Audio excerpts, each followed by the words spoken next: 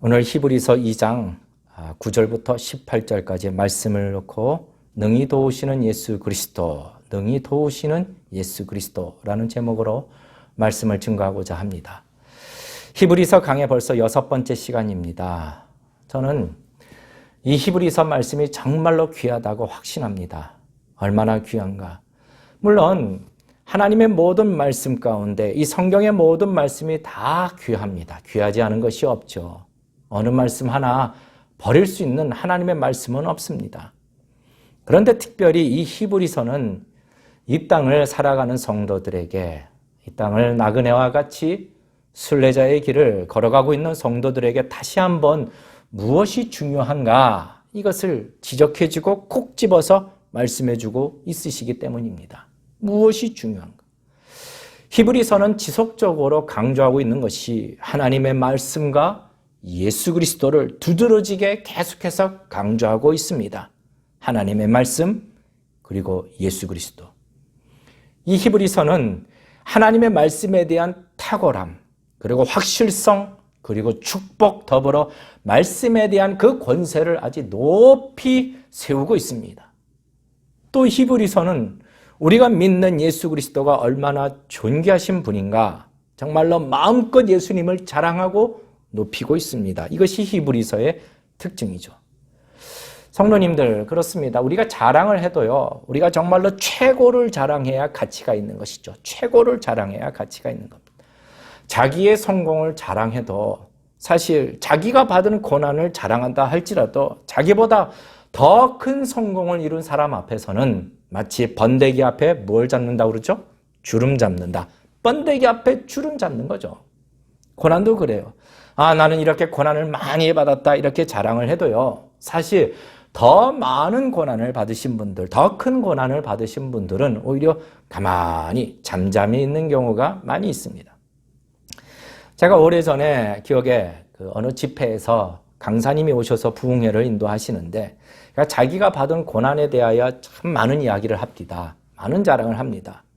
감옥에도 있었다 그러고 6.25 전쟁을 겪었다 그러고 고난을 많이 겪고 배고팠고 사랑하는 사람을 잃었고 보릿고개를 넘어가야 갖고 이런 얘기를 계속해서 하니까 어느 권사님께서 조용히 뒤로 나오시면서 나지막히 이런 말씀을 하십니다.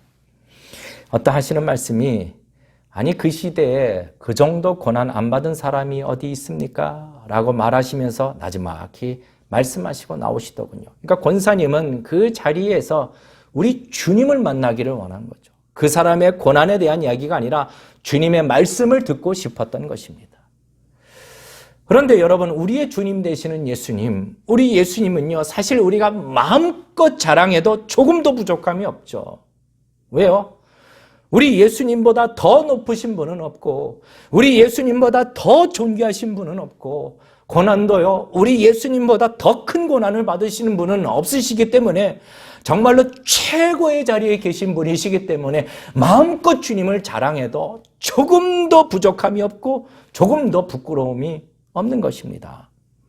하나님의 말씀도 그렇습니다. 성도님들, 주님의 말씀보다 더 강한 권세가 있을까요? 천지를 말씀으로 창조하신 그 말씀의 능력보다 더 크신 능력이 있을까요? 그래서 이 히브리서는 하나님의 말씀과 예수 그리스도를 강조하기에 이 세상을 사는 성도들에게 아주 값진 말씀이 되는 이유는 바로 최고를 붙들라는 겁니다. 최고를 붙들라고요.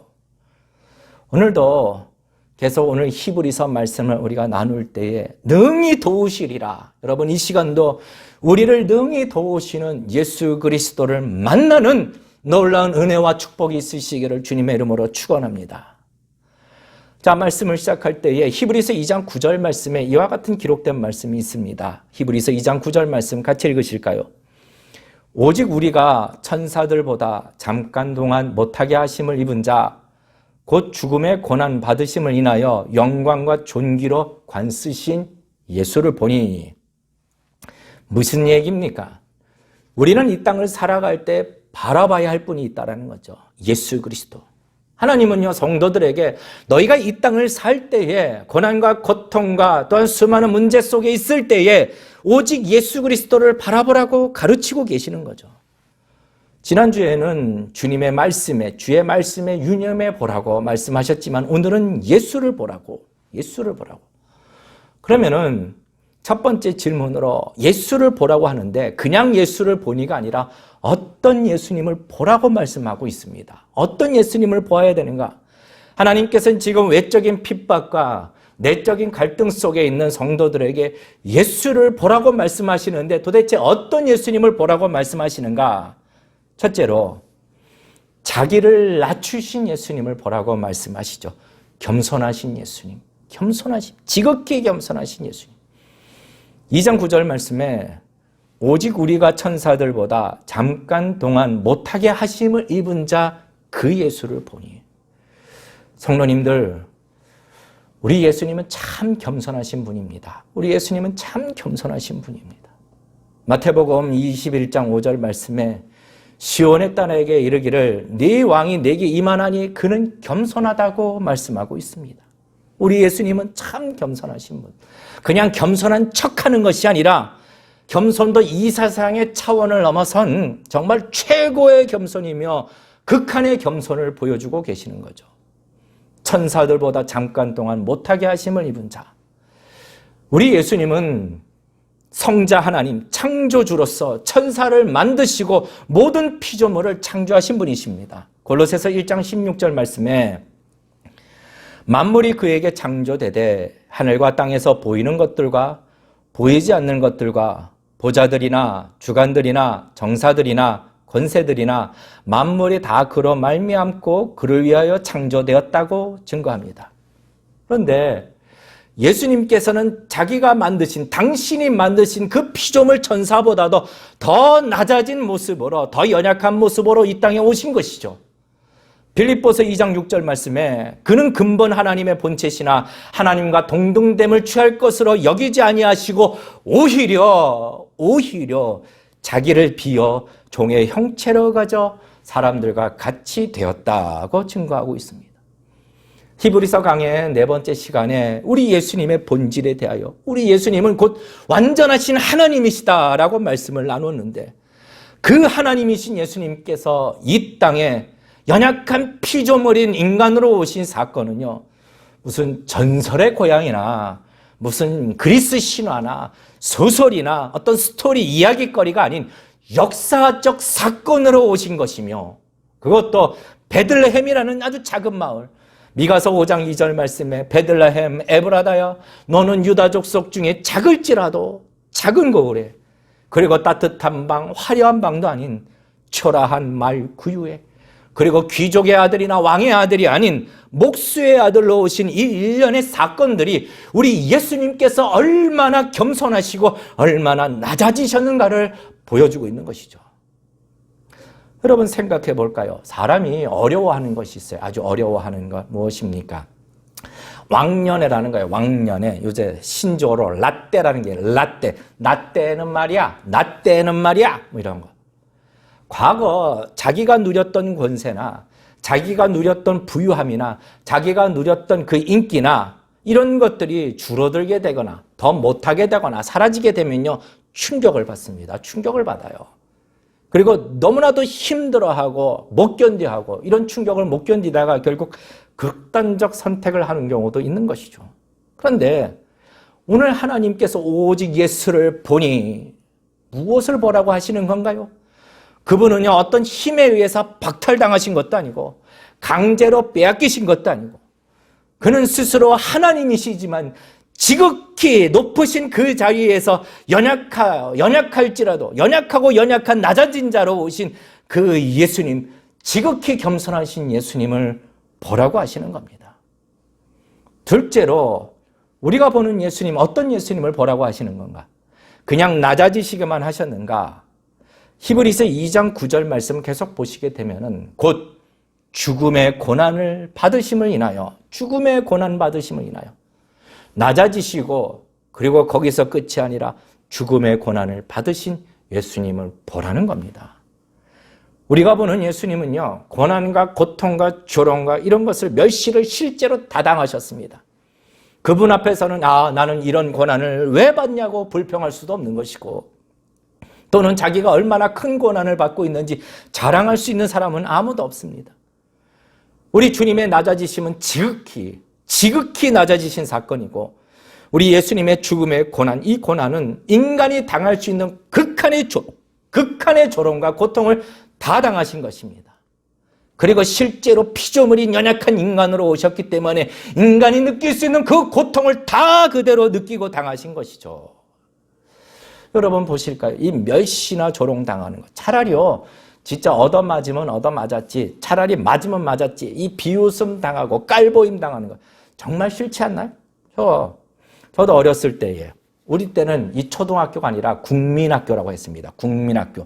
지금은 초등학교라고 하지만 혹시 여러분들 중에 이 국민학교가 더 이렇게 친숙하다 그러면 저랑 같은 세대. 그때 제가 국민학교 아마 들어가서 갓 1학년 때인가 2학년 때인가, 그때는 아주 저는 몸집도 작았어요. 그때 동네 형이 있었는데, 동네 형이 아주 등치가 커요. 등치가 커. 중학생이었나 고등학생이었나 아주 산만해 보였습니다. 근데 그때 저는 기억은 잘 안 나지만 그 형이 저한테 뭐라고 빈정거리는 말투로 조롱하는 말을 했을 때 저는 비리비리하고 그 형은 산만하지만 이 분이 나서 못 견디는 거예요. 그래서 아주 그분한테 대들었다가 아주 그 형님께 비 오는 날 먼지 나도록 맞은 적이 있었습니다. 여러분, 이처럼 힘이 없고 비리비리한 저도 이런 조롱 하나 못 견디는데 우리 예수님이 어떠신가요? 힘이 없나요? 능력이 없으신가요? 비리비리하신가요? 우리 예수님은 조롱받으실 때, 그때에도 우리 주님은 하나님의 천사들을 불러서 다 불태워 멸하실 수 있는 분이셨습니다. 마태복음 26장 53절 말씀에 너는 내가 내 아버지께 구하여 지금 12영 더 되는 천사를 보내시게 할 수 없는 줄로 아느냐? 여러분, 그런데도 묵묵히 잠잠히 조롱 다 당하시고 죽음의 고난을 잠잠히 다 당하신 겁니다. 이사야서 53장 8절 말씀에 그가 곤욕을 당하여 괴로울 때도 그 입을 열지 아니하였다. 그냥 우리는 조금만 힘들어도 아이고 힘들어 그냥 막, 그분은 괴로울 때도 그 입을 열지 않았다. 마치 도수장에 끌려가는 어린 양과 털 깎는 자 앞에 잠잠한 양같이 그 입을 열지 아니하였도다. 잠잠히 그 일을 당하신 것이죠. 하나님은 너희가 고난 중에 있느냐, 너희 마음에 갈등과 미혹이 있느냐, 그 예수님을 보라라고 말씀하고 있는 것이죠. 셋째로 또 어떤 예수님을 말씀하시는가? 2장 9절에 계속해서 보면은 영광과 존귀로 관 쓰신 예수를 보니, 영광과 존귀로 관을 쓰신 예수님을 보라는 겁니다. 만약 우리가 바라봐야 할 예수님이 그냥 죽음의 고통과 고난으로 끝, 그런 예수님을 바라보는 것은요, 정말로 허무한 일일 거예요. 예수님께서 십자가에 죽으신 후 사실 실제로 그의 제자들은 다 두려움에 떨어야 했습니다. 허무했습니다. 이렇게 끝나다니. 왕으로 오신 예수님, 우리와 같이 평생 잘 사실 줄 알았더니, 우리를 거느리고 사실 줄 알았더니 이렇게 죽으시다니. 여자들이요, 제자들에게 가서 예수님 무덤이 비워졌고 다시 사셨다 이렇게 소식을 전하지만 그들은 뭐라고 말합니까? 마가복음 24장 11절 말씀에 사도들은 저희 말이 허탄한 듯 보인 겁니다. 믿지 아니하였다라고 기록하고 있죠. 그리고 하나씩 둘씩 사라지는 겁니다. 흩어지게 되는 것이죠. 우리가 만일 그냥 죽음과 조롱으로 끝난 예수님을 바라봐야 한다면 우리에게도 정말로 이것은 허무한 일이고 헛된 일이 될 것입니다. 그런데 우리가 바라보는 그 예수님은요, 죽음을 이기시고 부활하셨을 뿐만 아니라 영광과 존귀로 관을 쓰신 그 예수님을 보라고 말씀하고 있는 것이죠. 그러면 두 번째 질문으로, 도대체 우리는 왜 봐야 되는가? 왜 주님을 봐야 되는가? 왜 지극히 낮아지시고 왜 죽음의 고난을 받으시고 부활하셔서 존귀와 영광으로 관을 쓰신 예수님을 우리가 왜 봐야 되는가? 첫째로, 이 모든 일이요, 나를 위해서 일어난 일이기 때문이라는 거예요. 나를 위해서 일어난 일. 예수님의 지극히 낮아지심과 죽음의 고난과 죽음을 이기시고 영광과 존귀로 관을 쓰신 이 일련의 사건들은 예수님의 무슨 실수나 잘못 때문이 아니라 또 온 세상 모든 사람들을 위해서가 아니라 바로 나 때문에 나를 위하여 지극히 낮아지셨고 나를 위하여 고난을 받으셨고 나를 위하여 영광과 존귀로 관을 쓰셨다라는 겁니다. 나를 위하여. 이사야서 53장 8절 말씀에 그가 징계를 받음으로 우리가 평화를 누리고 이게 무슨 전쟁이 없어지고 뭐 다툼이 없어지고 이런 뜻이 아니라 우리가 하나님과 평화를 누리고 그가 채찍에 맞음으로 우리가 나음을 입었도다. 요즘 잘 안 부르지만 옛날 그 찬송가 510장 보면은 그 가사가 이렇습니다. 빌라도의 뜰에선 주를 생각할 때에 수치됨과 아픈 것 못 견딜 수 있을까? 갈보리 산 올라간 주를 생각할 때에 나의 받는 괴로움을 비교할 수 없으리. 지금 하나님의 말씀은요, 바로 나를 위하여, 저와 여러분을 위하여 지극히 낮아지셨고 바로 저와 여러분을 위하여 고난을 당하셨으며 바로 저와 여러분을 위하여 영광과 존귀로 관을 쓰신 그 예수님을 보라고 말씀하고 있는 것이죠.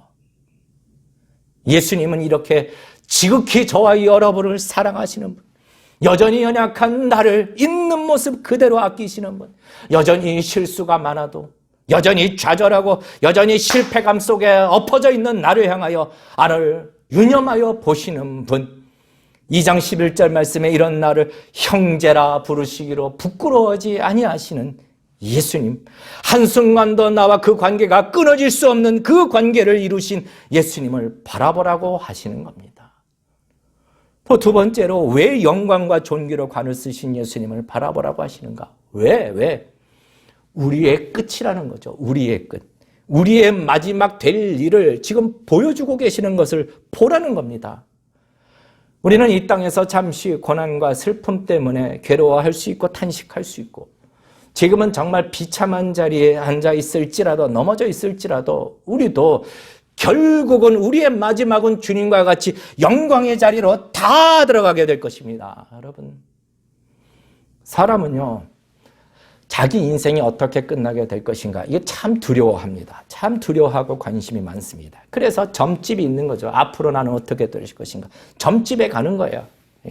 뭐 혹된 말로 점집에 가니까 무슨 집사도 환영, 권사도 환영, 목회자는 반값 할인 뭐 이렇다고 합니다만 뭐 이게 뭐 확인이 안 된 일입니다.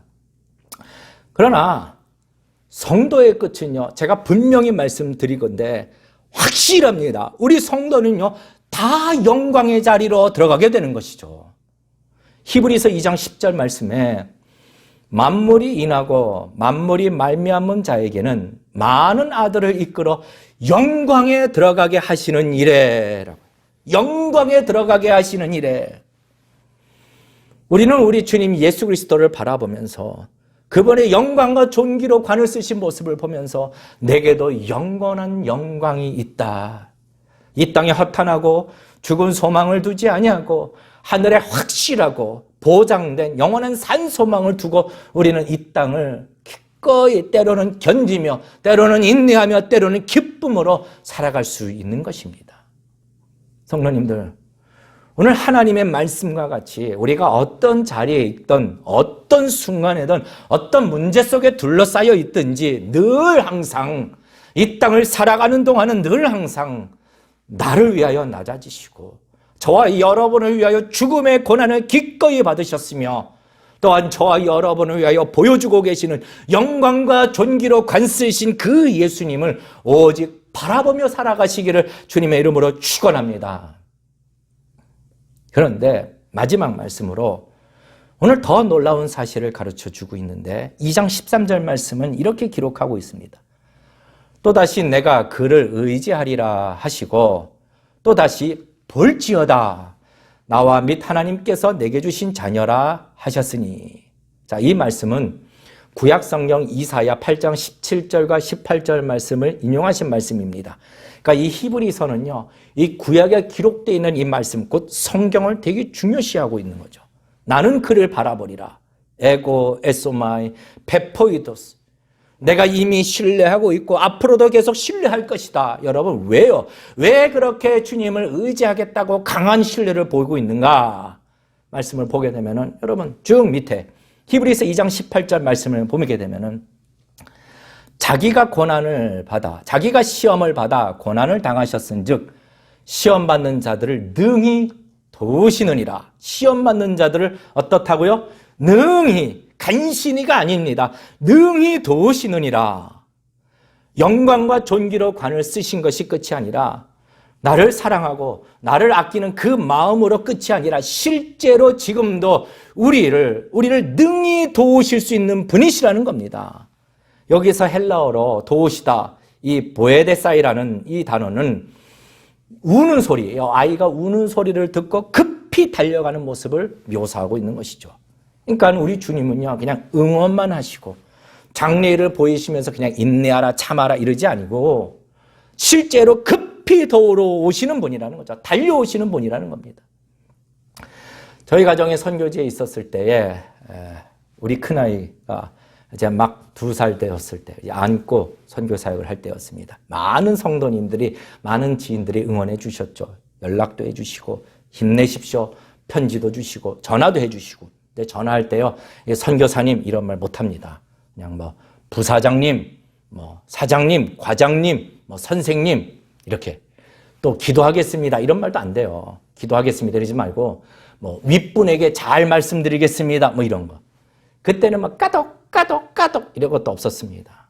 이런 참 많은 응원들이 얼마나 큰 힘이 되는지 몰라요. 그러니까 선교사님들이 두려워하는 것 중에 하나가 자신들이 잊혀져 간다는 것, 누군가로부터 잊혀진다는 것이 참 두렵다고 말합니다. 그러니까 이렇게 기억해 주시고 응원해 주시는 것이 얼마나 큰 용기를 주는지 모르는데, 그러다가 갑자기 어느 날 누군가로부터 라면 한 박스가 집 앞에 딱 선교지로 보내주신 거예요. 라면 한 박스. 너무나도 맛있는 그 있잖아요. 삼땡라면 한 박스. 그러면요, 그날은요, 저희 집 식구들이 완전 잔치날 되는 거예요. 막 주변에 있는 선교사님 모셔다 같이 실컷 끓여 먹는 거예요. 실제적인 도움. 이런 실질적인 도움을 주시는 것. 우리 예수님의 도움, 능히 도우시리라. 이 도움은요, 그냥 피상적이거나 말로가 아니라 실제적으로 역사하시는 도움. 사랑도 그렇습니다. 우리 하나님이 우리를 사랑하시다.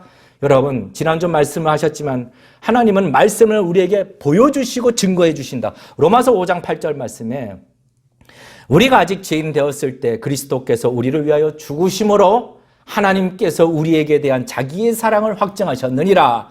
그 사랑을 스스로 보여주고 계시는 겁니다. 구체적으로, 실제적으로. 우리 주님의 도우심도 이와 같이 실제적인 도우심입니다.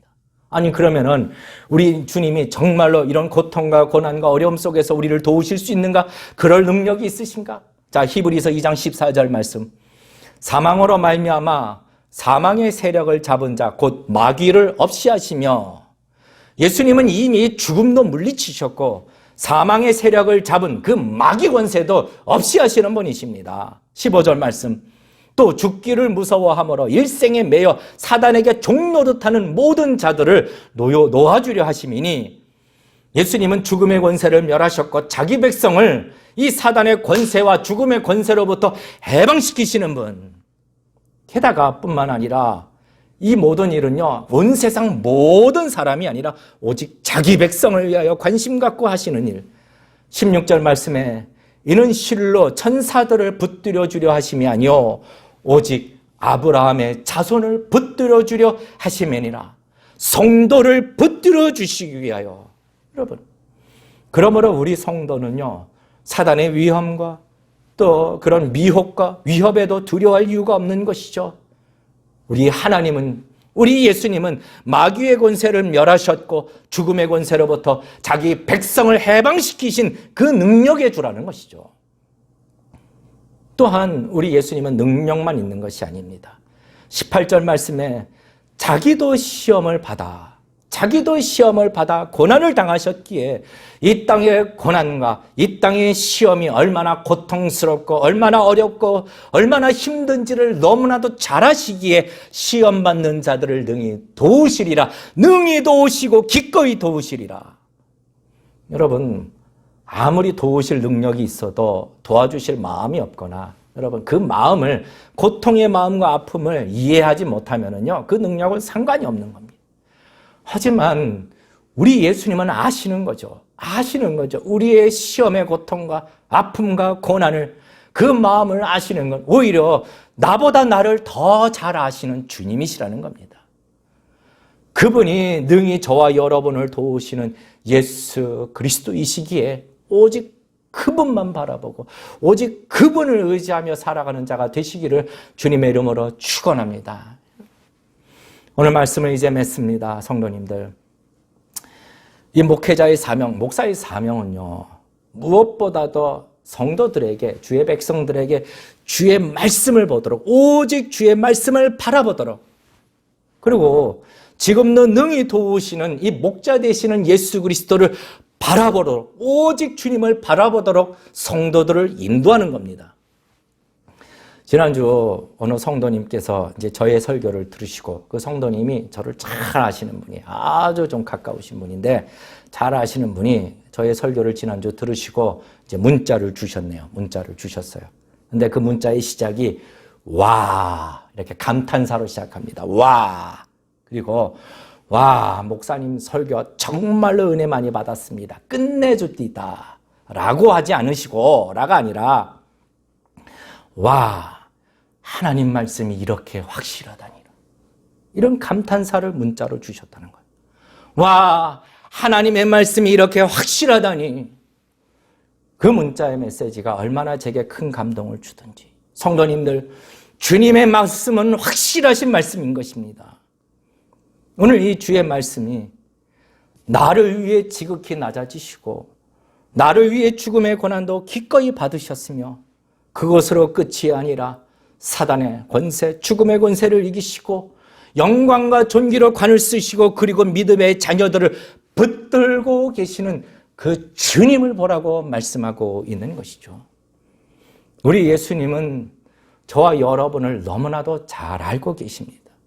우리의 마음의 고통도 알고 계시고, 육신의 고통요, 왜 모르시겠나요? 외로움이요, 아시고, 좌절도 아시고, 내 마음이 저 밑바닥을 치고 있는 것도 아시고, 너무나도 잘 아시고 이해하시는 그 예수님.